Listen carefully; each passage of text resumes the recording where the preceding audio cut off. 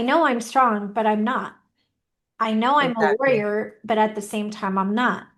I Exactly. know I can do this, but can I? Welcome to Cancer Bites, bold voices, big insights, and unstoppable energy. Because cancer doesn't get the last word.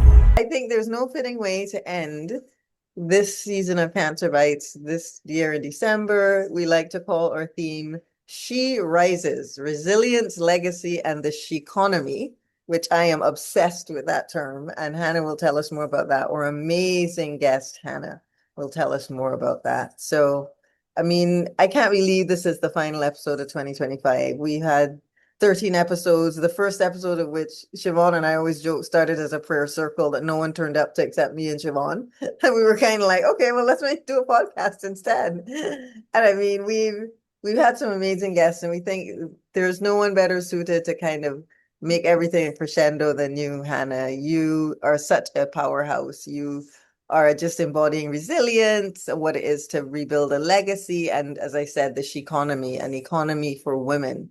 So, of the many things we can say about you, Hannah, we know you're an entrepreneur, you're a woman of four, but then also your journey of your diagnosis with multiple myeloma in 2017. You're a CEO and a founder, and I want listeners to know this is during the diagnosis that Hannah did all of this. Founded She Rises Studios, the She Wins Women's Network, Phoenix TV, Known PR. You created the She Economy, which is a trademark for everybody. So don't just go off using it. Let's just get that out there. You lead a global network across more than 50 chapters. You have 12 magazines, more than 30 best-selling books, a streaming network in 127 countries. We have to get that streaming network to Barbados, where I am. And you are recognized as a US Chamber of Commerce 100 Global Star. So let's talk about you. Let's talk about choosing your own terms. You know, I spoke about your diagnosis and the fact that you were told it was incurable and what that must have meant to you, like on the inside. And we see you at the end of this journey, or well, part of the journey, because to me, you can do anything and even more. But hearing those words at the time, what did the word incurable mean to you in the moment that you would have heard? Honestly, I don't even think it registered till after I Yeah, left. yeah, I think I needed some time for it to compute. And in my head, once it did, I think my first initial step was holistic. Okay, what yeah, cures are out there? Of course, that's when we yeah, want to be all in. And so I think it was a delayed reaction. And then yeah, I did a lot of research on what the term incurable means. And it just means that there is no cure, and two, what I have in particular is constantly being studied through yeah, clinical yeah, trials and science yeah, and all that. yeah. Yeah, and that's good to know because I think there is always that, right? There's that moment of shock, and in the moment, as you say, the delayed reaction, the emotions that are also delayed, and when everything settles in, and we think about the fear that's there, and you know, one of your most important roles, you're a mom. So how did you kind of navigate all these feelings after the diagnosis in the through the lens of your motherhood? Well, I have five kids, ages 13 to 33, and um, I really wasn't sure how to tell them. So I went Yeah, in protect mode and said, let's wait yeah, until I could figure out the best way to have the conversation. One, I still needed to have it with myself. Um, Two, my husband was there. He heard the same words that I did. So yeah, I think we just had to kind of build this alliance between him and I to where we could sit the kids down and say, so here's what we know. We yeah. knew something was wrong. We just didn't know what it was. It actually took him almost 9 months to figure out what I had. Oh my goodness. So I was sick for months, months, months. I was told so many different things, and it was none of them. And finally, I took a trip to Mayo Clinic, and that's when he said, "Well, this is what you have." Followed by there is no cure, but there's life prolonging. There's options. Yeah. So we just kind of took that information and shared it to the best of our capabilities. It was a hard conversation, Yeah. especially the first year, we were all on an emotional roller coaster, I think that we all wanted to be off of. Yeah. Oh gosh, and that insight you give into the emotional side of it, we really do. It really resonates because there is the talk. We know that there's the physical effects, and we know that, there's the physiological effects, but that emotional roller coaster, and then, you know, thinking about you having autonomy in your healthcare, because that's the thing. You have to sit down and you have to plan about what the Mhm. best approach is going to be and do that as a family. I would imagine that was really important for you. Definitely the first, year, even 2 years, we talked about preparing and even down to my husband and kids, the ones who drive, rotating and taking me into Yeah. treatment, taking me to doctors. We kind of put out this battlefield plan, and it's still implemented today. We Yeah. still use it. I'm still in treatment. I go every 2 weeks. So it's just become a part of our lifestyle.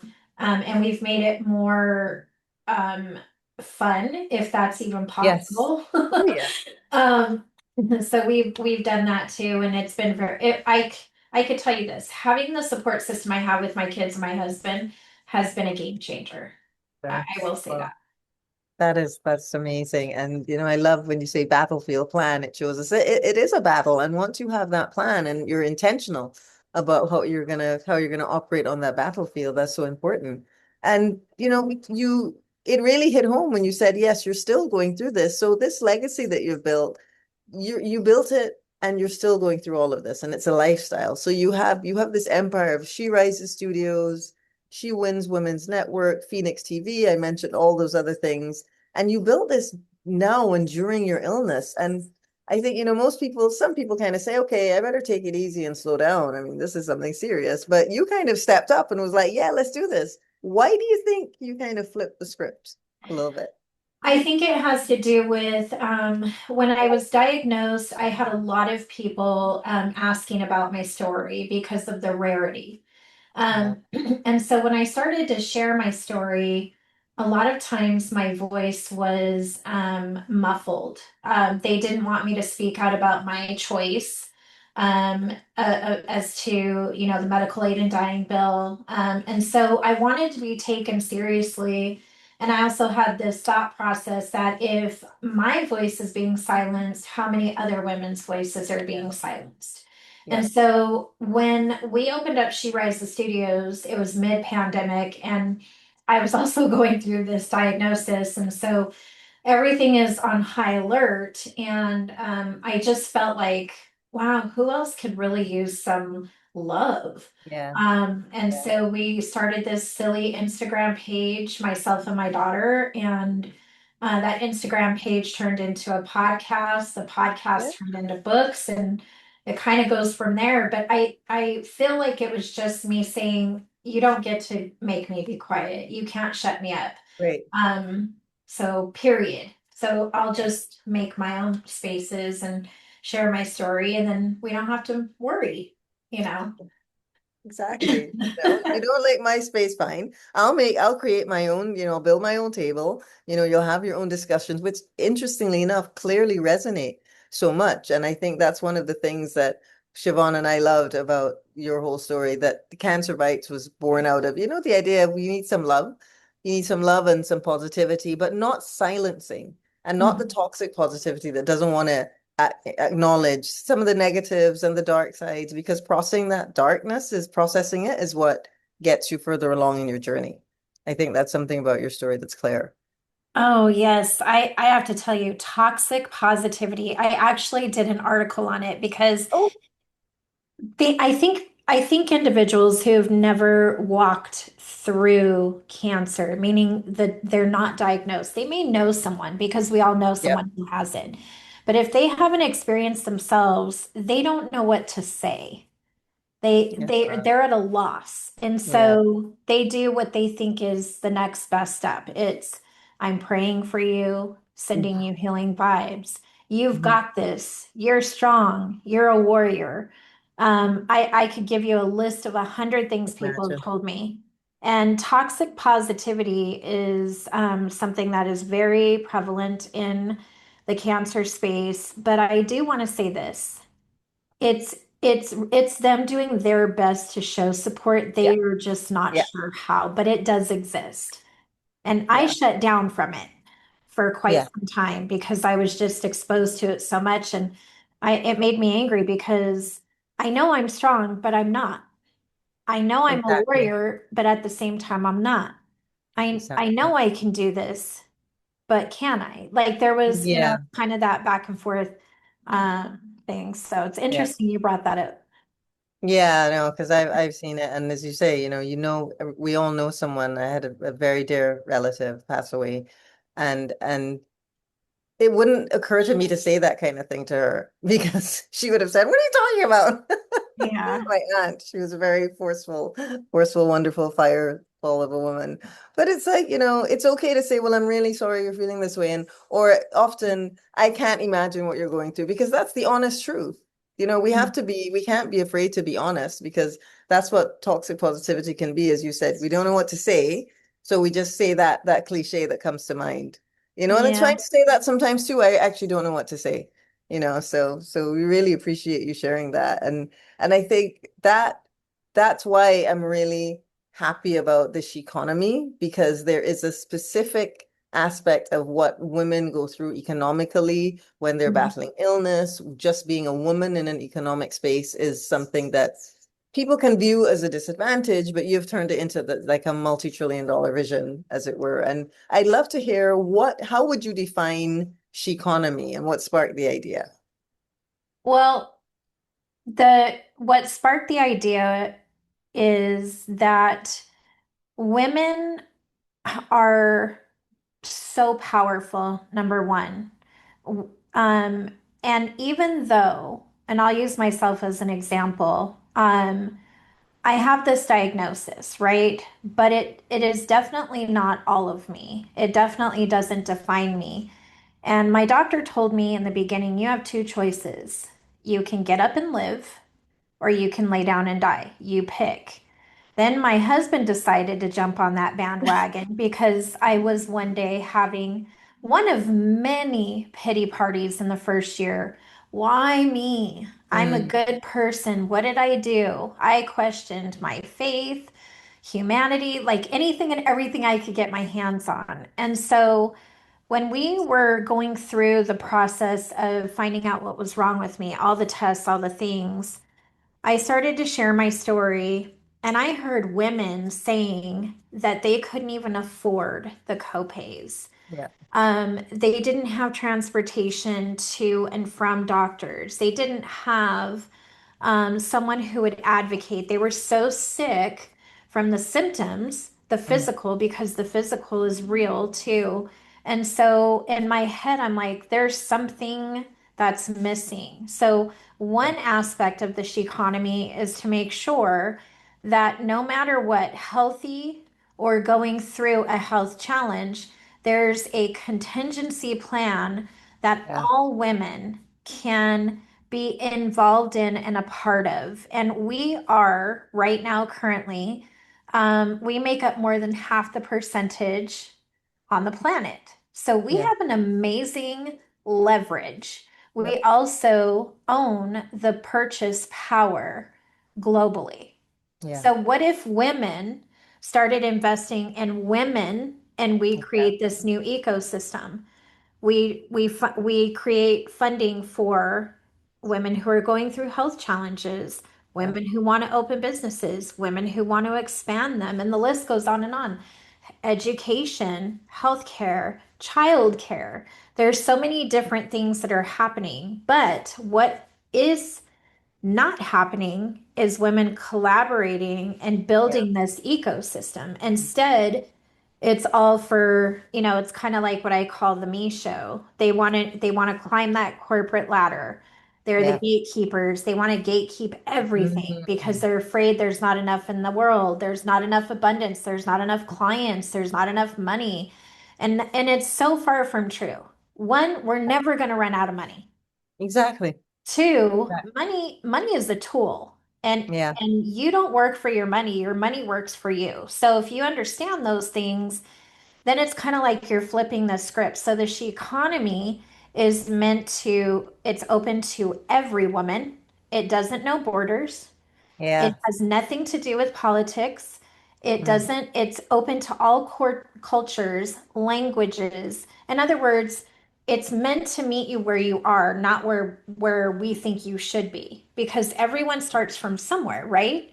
And Yeah. so when people say, I don't know how you do this, and you're sick, and I say, I don't know how I couldn't. Yeah. Because if I sat and did nothing and focused on my symptoms mentally, physically, emotionally, I probably wouldn't even be here right now, in all honesty. My doctors look at me and they're like, you're a walking miracle. They call me a conundrum. They call me all kinds of funny terms.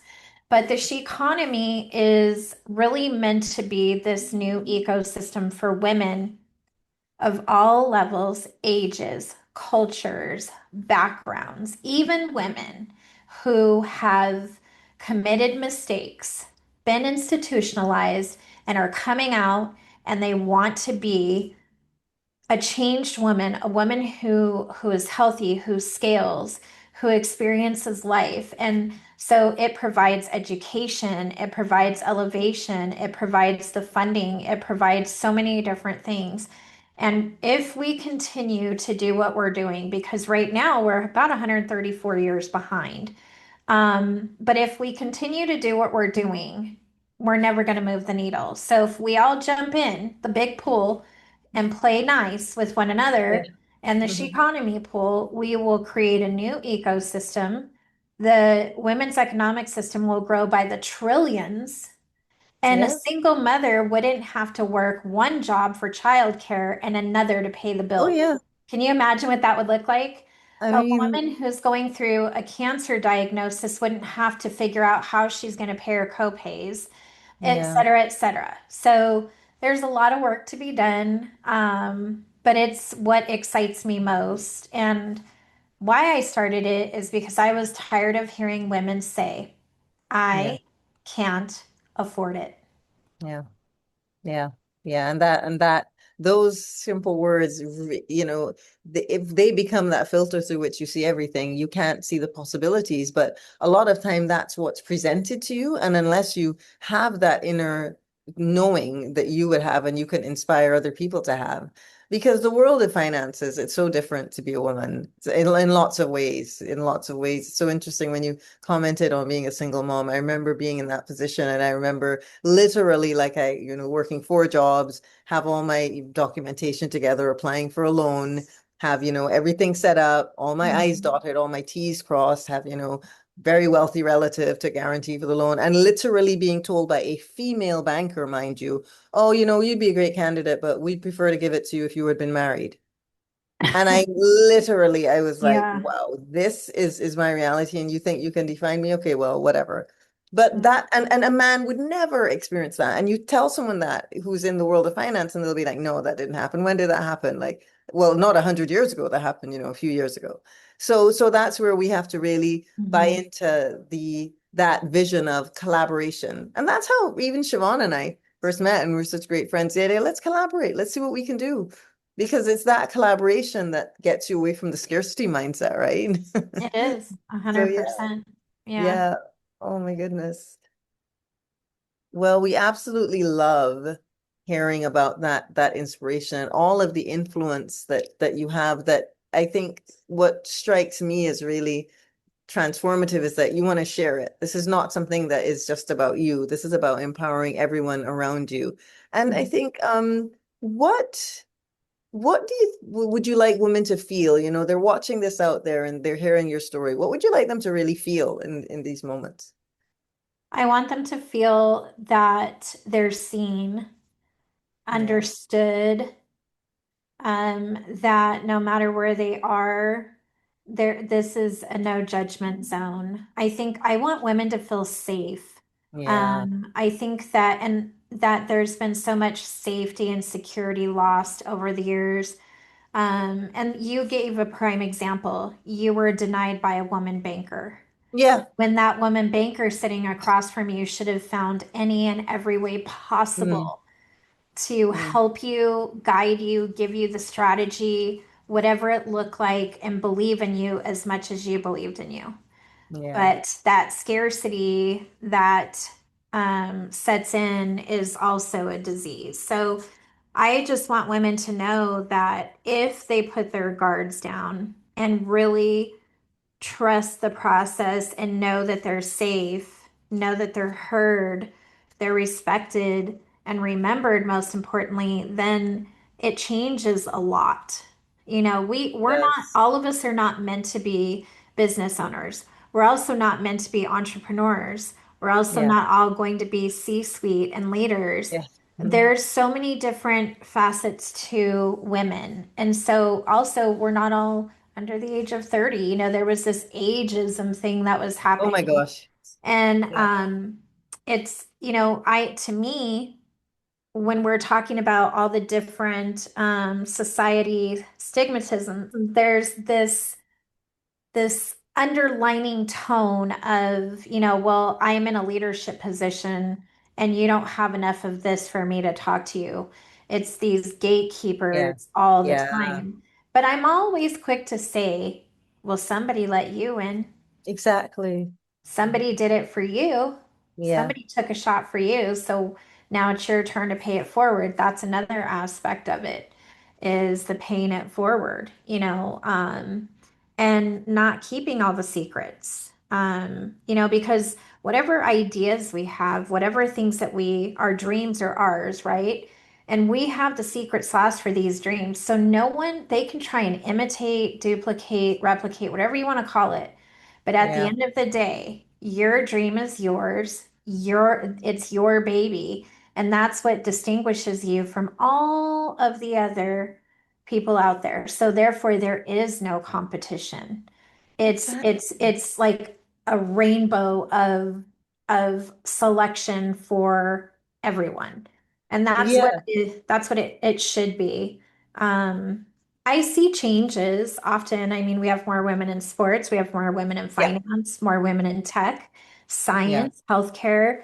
And I want to see more of that. And also, we have this responsibility to teach our younger generations coming behind us, Oh yeah. because, AI is here. It's not going anywhere. And we want to keep the experiential human side to it all too. So there's so much work to be done. Yeah, and you're definitely up to the task of doing it, I think. And collectively, we all are inspired by you. And I love that you mentioned, single moms and women who might be in crisis and any women who are struggling. Is there any piece of advice that you'd like to share for someone, any woman going through that, say starting from scratch, starting from crisis, how to build up and move forward?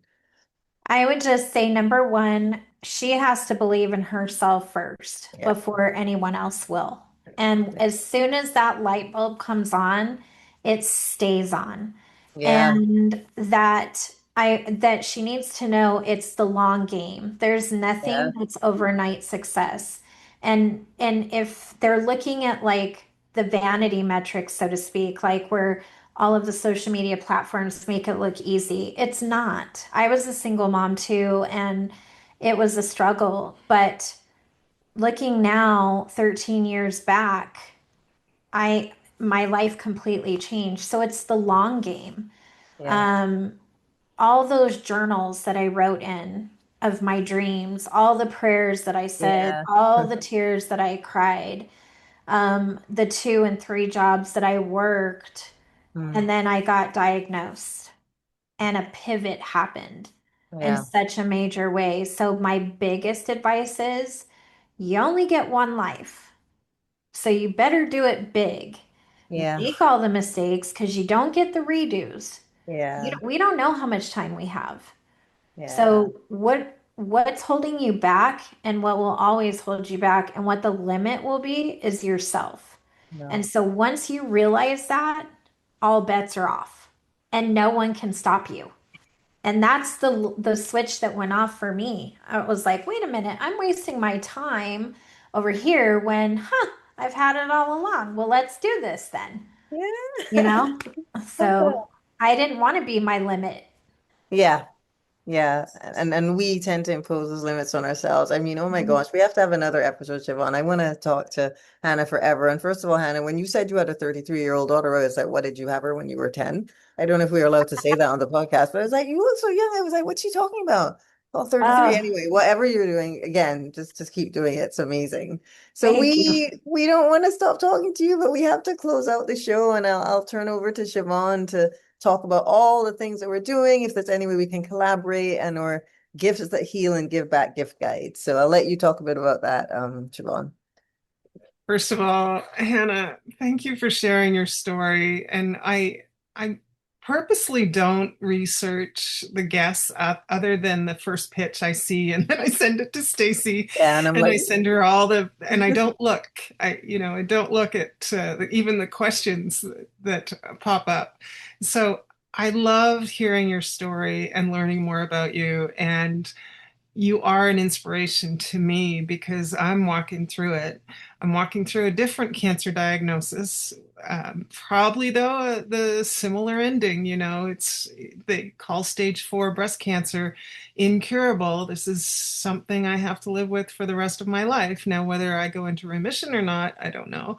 But I've also been called one in a million because I've had such energy for the first few months, even with a lung full of fluid and going through all these tests and treatments week after week after week, just sort of like you do. You're going every 2 weeks, you're traveling to your treatment as well. Mine's 15 minutes down the street. So I absolutely adore what you're doing. And then somehow you built this empire for women. It's not for yourself, it's for women, and that you see it becoming a legacy that you leave. And it continues to build and build and build and build on itself. And women coming up, generations below us, yeah, they are going to have such an incredible foundation, and that safety net that you were talking about. For me right now, a Christmas tree would be lovely, right? yeah. I don't have the resources, I Mm, don't have the ability, I don't have the energy to even mm, clean my house for mm, Christmas. mm. And to think of a Christmas tree is light years away, and sparkly light years, yes, but Yeah. still light years away. I don't have the energy to prepare anything for Christmas. Our family is thousands of miles away. Mhm. And I would love for my sisters to show up and go shopping with me, but that's not going to happen. So there are so many women in that situation that don't Mhm. look like they're in that situation, and they're going through cancer diagnosis, and it's frightening. As I've said on other shows and in my vlog, it's frightening, and it stops you in your tracks. Mm. Um, but just like you, I turned one day and I thought, cancer bites. Yeah, This term came into my head, yeah, and yeah, I feel like it was, a gift from God. He was like knocking knocking on my head yeah. We saying, were talking. lady, you're Yeah, not going yeah, to sit back and feel sorry for yourself. And I've yeah. had those days too, and I continue to have them. I had a weekend from hell. Mm. But I got up today and I got dressed and I showed up for the show. I could have said to Stacy, you got to do this by yourself. I can't even sit there, right? But I did, and I feel better for it. It's amazing. I absolutely love the idea of what you're doing with the she economy. If there's any way that Stacy and I and Cancer Bites can collaborate with She Rises, Hannah, I would love to do that. I mean, Yeah. we have our own earring line.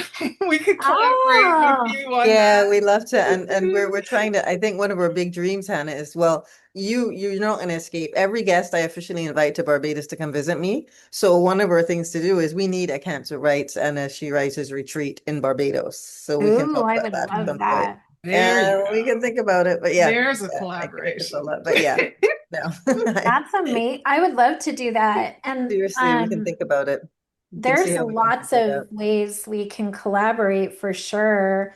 Um, and really support, what you ladies are doing. I think it's really amazing Which is why when Carissa introduced us, I was like, yes, I will do this. I stopped talking about diagnosis because transparently, I did take this mental health dive in Yeah. 2024 because I was consumed. I had so many things happening Yeah. health-wise that I Yeah. couldn't seem to catch my breath. And Yeah. so I said, you know what? That's it. I'm throwing out all cancer shirts. I'm not even kidding you. I did. I threw out Yeah. anything that had the word cancer, Word on it. Yeah. and Yeah. including my medical chart. I told my husband it's going in the fire pit, and he's Yeah. like, "Are you crazy?" And I said, "No, I can't. I already know what I have. Yeah. I have to find a way to live Exactly. with this and move Yes. on." And so I couldn't do it anymore. So when this came up, and I was reading,